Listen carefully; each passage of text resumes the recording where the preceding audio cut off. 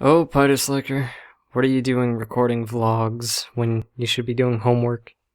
I did do a little bit of homework today, but yeah, I would say I am behind. I'm a pretty bad procrastinator when it comes to this stuff. And yeah, I've got a project that I gotta do, and I only did like the outline of it. It's due tomorrow, but I'll take care of it tomorrow. Um, yeah, other than that, I have class off on Thursday, so I have more time to work on what I'm planning for Halloween. I'm not gonna reveal everything because I don't want to say something and then not be able to deliver it. So that's why become a lot more secretive with what I've been planning in the works. But yeah, we'll see. We'll see what I'm able to accomplish on Halloween. Other than that, there's been a couple things that have been on my mind lately, and I felt like talking again through the microphone instead of using the camera.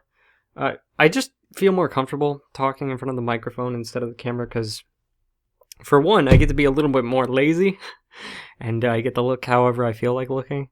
But the second part is the fact that my camera is on my phone, and I need my phone's battery to be charged at specific times, like, for example, I don't know, using an alarm to wake up in the morning. Yeah, that's pretty important. So, yeah, microphone it is. Anyway, first I wanted to talk a bit about my thoughts on YouTube Red. So far it's not good. While I am interested in, having people have an opportunity to support content creators, I don't feel like YouTube Red is going to contribute as much. Mostly because there's plenty of alternatives where you can donate to the content creator and they get way more money, like Patreon, for example. But maybe the creator doesn't have a Patreon, maybe they don't sell t-shirts or whatever. A lot of them do, but maybe it's the only option that they can directly spend money and get ad-free material to support a content creator on YouTube. A lot of people also mentioned AdBlock as an alternative to YouTube Red, and it pretty much is. I don't like AdBlock personally, but that's because of other reasons. It's not because they block ads. I have a personal beef with AdBlock in particular, so the ad blocking software that I use is Ghostery, and I recommend you checking that out instead of using AdBlock. My personal beef with them is just them wanting, like, their messages are completely insane. Like, I remember that they had an advertisement that they wanted to try and get a Super Bowl ad, and I remember, for ad block so people could turn off ads, and they also had an ad where they basically said that they wanted an ad-free internet. And that blows my mind because if you don't have ads on the internet and you don't have people looking at the ads, it's gonna be a paywall internet. And that's just awful, because then you would be forced to pay extra money to use the internet, and that absolutely blows my mind. But aside from my personal beef with AdBlock,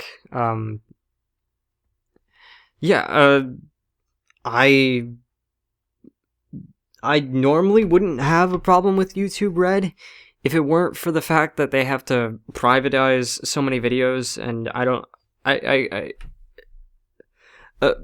first off, if you don't agree to the new YouTube terms, which allow YouTube Red, for example, ESPN, their sports channels got taken down or privatized because they couldn't agree to the terms legally in order to allow a subscription service to watch their content. So all of ESPN's channels are, or at least most of them, are down. I don't know about all of them. There's weird laws with Disney and ESPN and stuff like that. But yeah, that's very discouraging. And then there's people that have not been on YouTube in a long time, or they forgot their channel password or whatever, and they can't agree to YouTube's terms, which also sucks. And then there's the thought of like YouTubers that may have passed away. Like, is their content just gonna be privatized forever? Like, uh, yeah, there's a lot of sketchy things in YouTube Red, and my personal beef with the whole copyright issue. If you did not see my update, three of my videos were blocked in the United States because they had copyright claims from Japanese companies that didn't agree to the YouTube Red guidelines. At least not yet. It's possible that they will, but I got the videos. I managed to download the videos. Since it was blocked in the United States, I couldn't even download my own YouTube videos, even from like a third-party source, until I found the right third-party source, which I believe is like savefrom.net. I think it's called savefrom.net. Don't quote me on that, but Google that. Don't immediately type in the whole URL. Do a Google search on that first. But yeah, I downloaded that, and then I put it up. I put it up on Daily Motion after I got the download. So lucky me, I guess. Yeah, I mostly just want all of my videos to be accessible, the ones that matter at least. I mean, there's a couple update videos that I've deleted and stuff like that, but that's pretty much it. I generally don't delete videos because I want people to be able to see them, even if I hate the videos that I made. I still want people to be able to go back and watch it and be like, oh man, this is where he started out. Look how much better he is now, and stuff like that. So yeah. That's pretty much my thoughts on YouTube Red. It's got a lot of problems.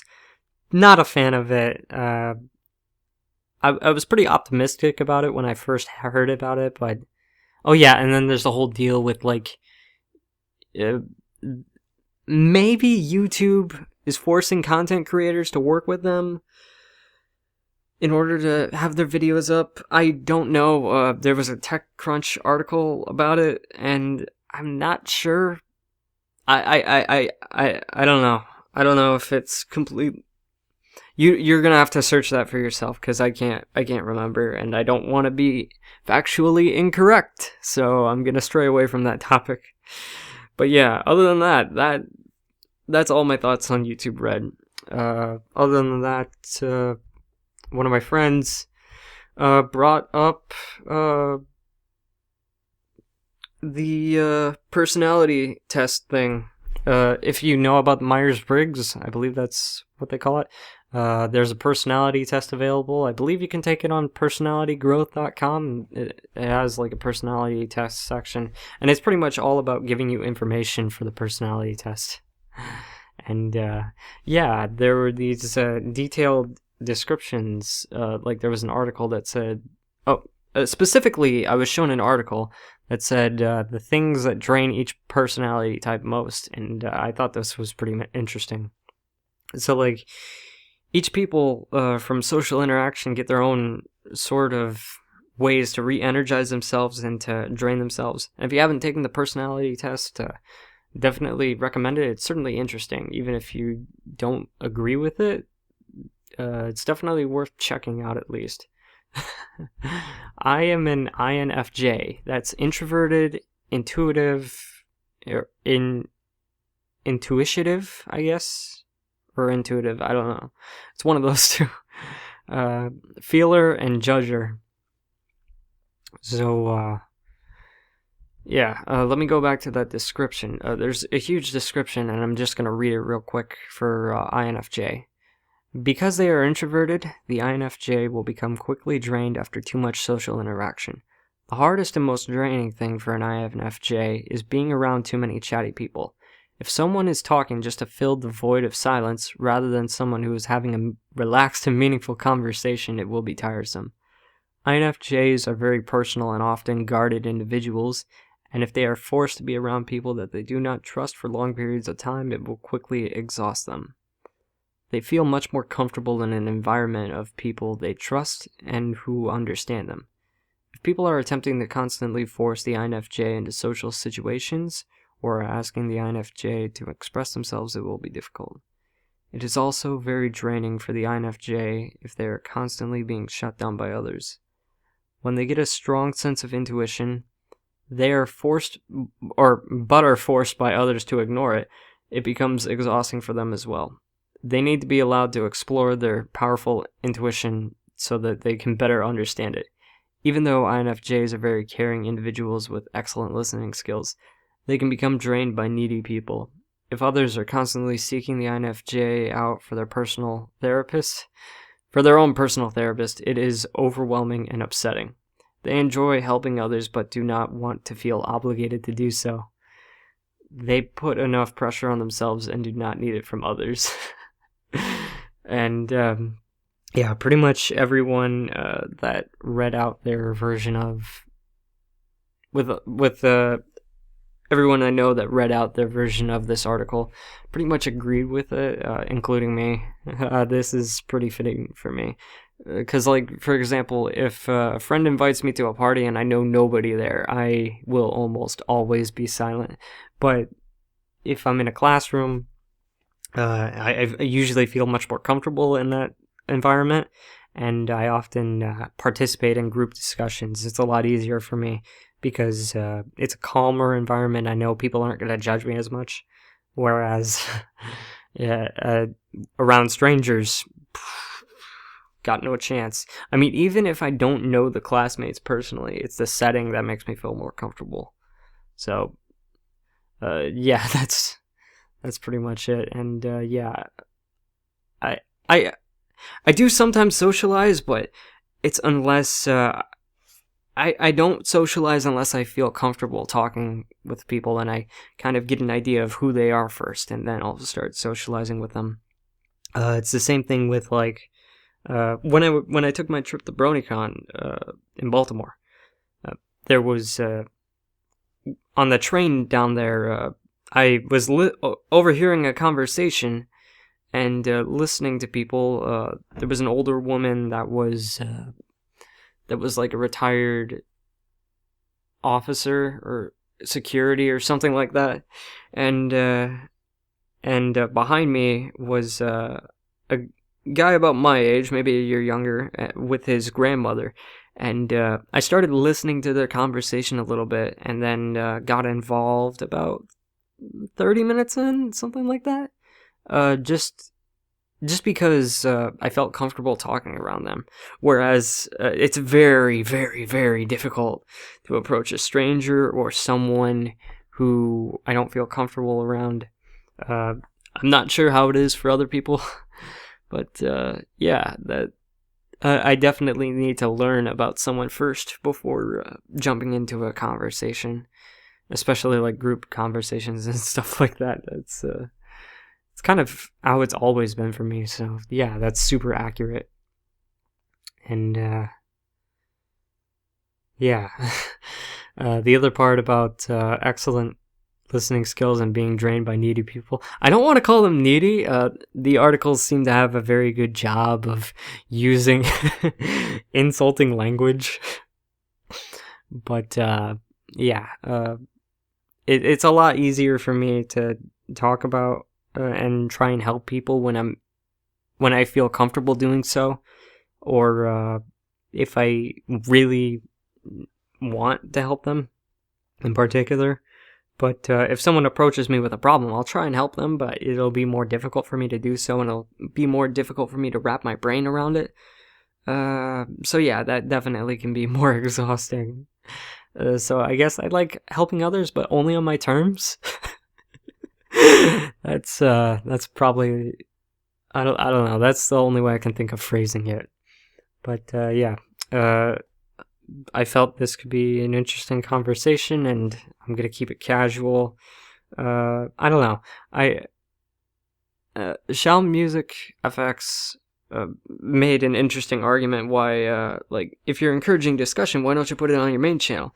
But I feel like I want to have a smaller audience for this. Kind of like with the Twitch streams, I'm very comfortable with the solid group of fewer people.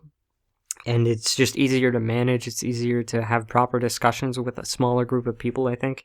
I've always when I've ever been on a forum, I've always been on an active forum where it was a smaller group of people, and I just feel more comfortable that way. It feels more like everybody knows each other, and that's sort of what it's becoming in the Twitch streams too, and I love it. So yeah, this is kind of that type of environment that I'm trying to generate, I guess, on the smaller channel. So hopefully, I don't want it to get very popular or anything. So it's different when it comes to like my entertainment videos with like reaction videos and my shenanigans parody, Pony Bananigans, and other editing videos that I do, or PMVs or SFM videos. Those I want as many people to see as possible, but this is kind of like a calm, smaller environment with a smaller group of people. And like, I didn't originally plan this, but now that I think about it more, it makes sense to me. It makes sense why I'd want it to be this way. So I hope you guys understand. If anyone that's not subbed to this channel feels like listening to it or whatever, feel free. But yeah. Like I said, leave your personality test result down in the description. I should have it uploaded on Wednesday, sometime during the afternoon, maybe. I'm very interested to see what you guys think about this in particular. And YouTube Red, of course, you can talk about it as well. A lot of people talked about it in my update video. So that's that. My throat is getting sore. I think we've ended now, but thank you all for listening or watching, whatever you prefer. And I hope to see you in a future video, so take care and peace out.